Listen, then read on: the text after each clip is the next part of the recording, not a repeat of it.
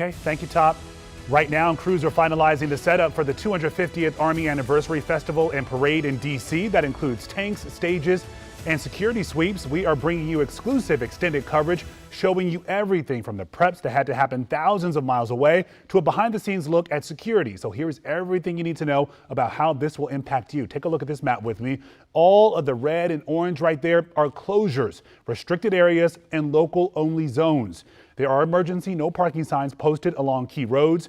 We have this map on WUSA9.com for you to take a closer look. And you can scan the QR code right there at the bottom right-hand side of your screen. It'll take you directly there. There's also restricted airspace over DC during the festival to allow for a flyover, which is going to be part of the parade. And of course, with that said, this will impact flights to and from DCA. So if you have a planned flight out Saturday evening or have someone flying in, double check with the airline to see if you're impacted by this. And don't forget, there are different entrances for the festival and for the parade, and each has its own security screening. There's also a long list of objects not allowed at these events. That includes backpacks, bicycles, and folding chairs. That full list is on our website, again, WUSA9.com. So from the festival to that parade, our Rafael Sanchez Cruz walks us through what this process will look like for you. Throughout the week, we've been telling you how we've been seeing security measures like we've never seen before, but instead of just telling you about it, we're going to walk you through it. We're starting at the L'Enfant Plaza metro station, which is the closest to the festival entrance security checkpoint. We're going to be monitoring our distance and time using an app. Let's go. The checkpoint is located on the mall on 7th Street Northwest between Madison and Jefferson. And we made it. It only took us, 5 minutes and 41 seconds. It was 0.28 miles. Now, I want to make it very clear. If you want to get into the festival, you'll have to go through this security checkpoint. It's the only one to get in. Now, the public will be able to access this point at 8 a.m. tomorrow morning. Organizers say the festival will include live military demonstrations, equipment displays, live music, and food. So the festival itself doesn't start until 11 a.m., even though the checkpoints open at 8 a.m. Now we're off to the parade checkpoint. Security officials say people will have to go through both checkpoints, even if you've already gone through a screening. It's still unclear how many people will attend both events, but officials say they're expecting hundreds of thousands. And we finally made it to the checkpoint for the parade. Now, this is located on 14th Street between Constitution and Independence, and it's one of 2 checkpoints to actually enter the parade. Total time from our starting point, 15 minutes and 33 seconds, and a little more than half a mile. Umbrellas with metal tips, folding chairs, glass and metal containers are among the items that are not allowed in. There will also be limitations on bag and sign sizes. You can see a full list of prohibited items on our website, WUSA9.com. And we finally made it to the main stage. It only took about 24 minutes. It was just shy of a mile. Now, keep in mind, there were no huge crowds, no delays at the checkpoints, and we had great weather. The weather playing a huge factor in tomorrow's event. Some advice: bring comfortable shoes, drink lots of water, and be patient. I will say I am a fast walker, and that's why I was able to make it through so quickly. Tomorrow's crowds, that might change things. On the National Mall, Rafael Sanchez Cruz, WUSA9. Now, there are serious concerns about what damage the heavy equipment here for the festival and parade might leave behind. So to help us get a better understanding of what kind of damage could occur and who will pay to fix it, WUSA9 went to the U.S. Army base in Fort Cavazos, Texas, to get some answers. Our chief investigative reporter, Eric Flack, has an exclusive look at the Army's plan to avoid problems on some of D.C.'s streets. But as Eric found out, some say it will not be enough. The Army is bringing 28 of these massive M1 Abrams battle tanks from here in Fort Cavazos to Washington, D.C., part of a total of 150 military vehicles that will be on the streets of the district. And is that M1 Abrams battle tank one of the most important military vehicles the Army has? It is. That is one of the most important, but also lethal weapon systems on the battlefield. Only WUSA9 was there as soldiers from 3 Armored Corps in Fort Cavazos, Texas, executed live round training while demonstrating the sheer size and power of their Abrams tanks and Bradley fighting vehicles. These Bradley fighting vehicles over here are also going to be in Washington, That's correct. D.C. We're going to have 28 of these as well in the parade. And they're lighter, but you're still going to use these track pads. That's correct. Here. These 2.5-inch thick rubber track pads for the abrasive tracks on the vehicle are part of the Army's answer to critics like Gabe Klein, the former director of transportation in D.C. and Chicago, who says a caravan of military vehicles this big could leave behind as much as $10 million in damage to D.C. streets in a worst-case scenario. Will there be damage left behind? Yes. And the Army has admitted that there will be damage. That's one of the reasons we typically do not have tanks in parades or on city streets in the United States. The Army has publicly promised minimal damage, although the estimated $45 million price tag is believed to include millions for potential repairs. The Army says it will also lay down metal plates throughout parts of the parade route and limit the vehicle's speed to just 3 miles an hour, as they have during other public appearances. But to be clear, this is probably, as we know, the first time these tanks are going to be going a longer distance through a city street like Constitution Avenue. Definitely a little bit longer. So I know the precautions that we have taken between the 1-inch steel pads at the turns, the track pads, the offset distance, that I think that's going to all mitigate any potential impacts. The Army has pledged to reimburse the district if there are any widespread road repairs. The district would, of course, have to recoup that money from the federal government over time. Reporting from Fort Cavazos, Texas, Eric Flack, WUSA 9. Now, Flack also learned the Army will not drive the military vehicles over the Memorial Bridge, a prospect that really worried structural engineers. Army commanders will also stagger the tanks and Bradleys during the parade to disperse that weight on Constitution Avenue.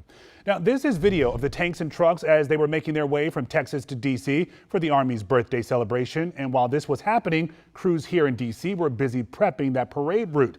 One of their top concerns, protecting our city streets from the heavy weight of these vehicles. Our Jacqueline Quinn shows us what protections have been installed. Where we're standing right now is close to the staging area near Independence Avenue and Potomac Park Drive. This is where some of the heavy machinery will be coming through to the staging area. Already we have plates that have been put down to protect the roads, but as the U.S. Army Corps of Engineers prepares and assesses, we can expect more of these plates. The entire route is about 8 blocks long. The whole event, 2 hours. But ahead of all of that, the military vehicles have to come in and roll out, which is where D.C. streets could see potential wear and tear. However, the Army Corps of Engineers says the goal is for 0 damage. Part of that is outfitting tanks with rubber track pads, and they plan to have 13 plates in specific areas to prevent scarring or pinching of the asphalt. You know, there's these railroad ties that are anchoring the plates into the pavement. There's tack welds throughout that are kind of connecting the plates to the ties and to each other to minimize. It's these right here. Oh, okay. Yeah. So those are in the ground? Yeah, so I mean, they're railroad ties. So, because one of the things, I mean, we have to make sure that these plates don't shift around, that they remain solid. After the parade, a contractor will come through and fill in those plugs. However, if there's more damage than that, Colonel Curry tells me they'll be working with their partners through DDOT and the city to make repairs as soon as possible. In D.C., I'm Jacqueline Quinn, WUSA 9. All right, now we want to take you behind the fences. Beyond the patriotism and pageantry is a massive security operation. Our Simone D'Alba has an exclusive look at the Secret Service operation to keep everyone safe. I'm standing in the middle of Constitution Avenue as everything is coming together for the Army's 250th birthday parade celebration. We spoke with the special agent in charge of making sure everything goes smoothly. That's the reviewing stand. Giving us a behind-the-scenes look is U.S. Secret Service Special Agent in Charge, Matt McCool. We want all participants, all viewers to come here, feel confident in their safety, and feel protected. And security is preparing for a massive turnout, anticipating crowds over 200,000 people. Can you speak to the coordination that's gone on with some of this? It's a national special security event. Yeah. It's a ton of coordination. It's the whole of government that's going to be involved in this from a security standpoint. In the middle of the action, a concert-sized stage decked out with the Army's logo. This is where the president and other dignitaries will be as tanks, military aircraft, and soldiers pass by. Your parade will officially start at 17. It'll come down through here and make a right on 15. You'll have a number of flyovers. I think it's going to be pretty cool. Similar to a presidential inauguration, the event has been designated as a national special security event, which demands a higher degree of security. How do you even begin to prepare for crowds that we're going to see? We've had 5 NSSEs in the past 6 months, and I believe we've had 10 in the last 14 months. So we get lots of reps here in D.C. From multiple drones in the air to 175 magnetometers and limited entry and exit points, make sure you plan ahead if you're going to attend. Something that people need to know, if they're coming to this, they're going to be going through security. 100%. Prepare for that. And if they exit, they have to come back through security. 100%. Walk me through what that looks like. To get into the viewing area, it's 2 separate events. So the festival will be its own separate, security and magnetometers. Number one probably for convenience is to go to 14th Street. But if you live up this way, you're taking the metro on the north side of Constitution, go to C Street. Miles of anti-scalable fencing has been put up ahead of the parade. It's crucial with large crowds to be able to maintain that perimeter. And these are effective. I mean, you really can't get a grip. It's not easy, right? And if you have an agent there as well that can cover a large span and still see, hey, somebody who's a real athlete that can jump up there and get over that thing, they're there to respond. Let's talk about protesters. Special Agent McCool says they're prepared for protesters and welcome them so long as they're peaceful. And they continue to monitor for any potential threats. Talk to me about what it means to be part of this from the Secret Service's perspective. So this is an honor for the Secret Service to be part of the 250th anniversary of our Army. But there's a lot of passion and pride that goes into your job and putting on something like this. Well, we have a ton of former Army that are part of our agency, so it's exciting for us. Simone D'Alba, WUSA 9. And while we do know there are groups protesting, many are taking things out of D.C. to try and get their message across. There is at least one group staying in the district, though. Our Rafael Sanchez-Cruz spoke with some of them outside of the White House this week. Refuse Fascism says that around 1 p.m. on Saturday, they'll start with the rally at Logan Circle. Then they'll march all the way here near the White House, where just a couple days ago, President Donald Trump had this warning for protesters. If there's any protester wants to come out, they will be met with very big force. It's these comments from President Donald Trump and his military response to the anti-ICE protests in Los Angeles that Sansara Taylor hopes will mobilize crowds this Saturday. The fact that we have to be having that conversation itself should make everybody recognize the stakes of standing up now. The group Refuse Fascism says they've been planning a counter-protest since it was announced that the military parade would be happening in D.C. That there will be a contingent of veterans in the front of the march making a stand against the misuse of the military by Donald Trump. Among those veterans, Ralph from Maryland, who served 20 years in the military. This is not what we protected, folks. He asked we only used his first name. I feel an obligation to the Constitution of the United States. I swore to that Constitution over 5 times in my career, and I cannot turn a blind eye to the Constitution of the United States. The White House has followed up since the president's warning to protesters. The president absolutely supports peaceful protests. He supports the First Amendment. He supports the right of Americans to make their voices heard. Our protest is permitted. We have a moral responsibility to be in the streets, and we have a legal right to be in the streets. And we will conduct ourselves in a nonviolent way. If there is any violence in these streets, it will be on the hands of Trump and his supporters, and we will not let it intimidate us. Now, how many people is this group expecting? It's still unclear. Their permit allows for 500, but Refuse Fascism says they're aware that some people might feel intimidated given the unrest in Los Angeles and the recent comments made by the president. At Lafayette Park, Rafael Sanchez-Cruz, WUSA 9. All right, let's take a moment to talk money now. This parade could cost up to $45 million. And the question is still how much of that bill will be passed on to D.C. taxpayers. History shows us billing the federal government doesn't mean getting paid, and the D.C. government knows that lesson all too well. So here's how it works. As part of its budget, D.C. government requests money from Congress to replenish the district's emergency planning and security fund. That's money the district spent out of its own pocket on what's known as national special security events. Things like the inauguration, the 4th of July celebration, or the NATO summit. The good news is that the military's 250th birthday celebration and parade has been classified as a national special security event. But here's the bad news. For the last 4 years, Congress has repaid D.C. $67 million less than the district says it was owed for those special events. That's $67 million D.C. had to eat. and take from the district's general fund, the fund that pays for city services. Now, we have been also keeping a close eye on potential road damage from the massive military vehicles that again are going to roll right on down Constitution Avenue. So what happens to the bill for those road repairs? It falls on the National Park Service. In the parade permit issued, we learned MPS is taking steps to ensure its agency does not get stuck with a huge bill. And you know, with ongoing concern over the damage those 70-ton tanks and 40-ton Bradley fighting vehicles could do to Constitution Avenue, despite precautions the Army showed us it was taking when we traveled to Fort Cavazos, Texas, MPS is requiring a $300,000 deposit from the nonprofit running the event. That deposit is part of a cost recovery clause which will repay the Park Service for its operational costs Saturday, as well as any damage those military vehicles do along the parade route this weekend. Now, the Federal Highway Administration will inspect Constitution Avenue after the parade, and the National Park Service will have 60 days to send that final bill to the Army and that nonprofit America 250, and then hope to get paid back. While in Texas, our crew also met someone who will be at today's parade, but he's not a soldier. WUSA 9 got an exclusive look at what those tanks and Bradleys can do on the battlefield when we were down there in Fort Cavazos, Texas, where the majority of the military vehicles here in D.C. for the parade are stationed. Our chief investigative reporter Eric Flack rode along with the Army as they demonstrated the vehicle's massive firepower.